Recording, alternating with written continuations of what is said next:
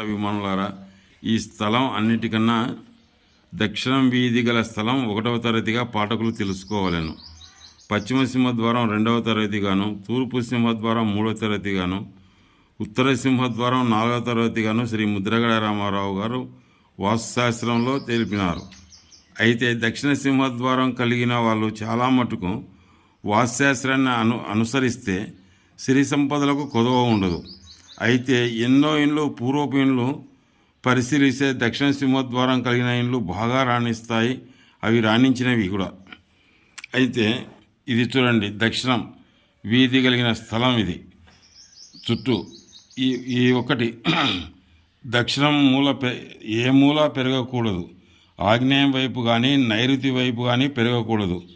గృహాన్ని చేపడితే పశ్చిమం 2 అడుగులు ఖాళీ స్థలం వదిలితే తూర్పు 3 అడుగులు ఖాళీ స్థలం వదలాలి. తూర్పు బాల్కనీ వేస్తే బాల్కనీ పోను ఖాళీ స్థలం ఉండాలి.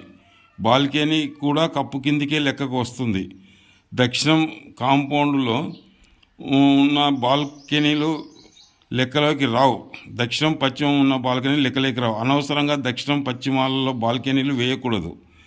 వేసినా అవి చెడుపు కలిగిస్తాయి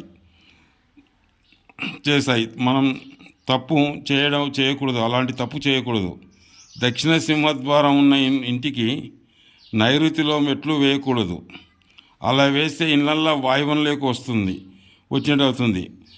అయితే అది దక్షిణ సింహద్వారం ఉన్న ఇంటికి తూర్పు ఖాళీ స్థలం తూర్పు డోరు పెడతారు. అలా పెట్టిన ఇండ్లు కూడా చాలా ఇబ్బందులు పడతాయి.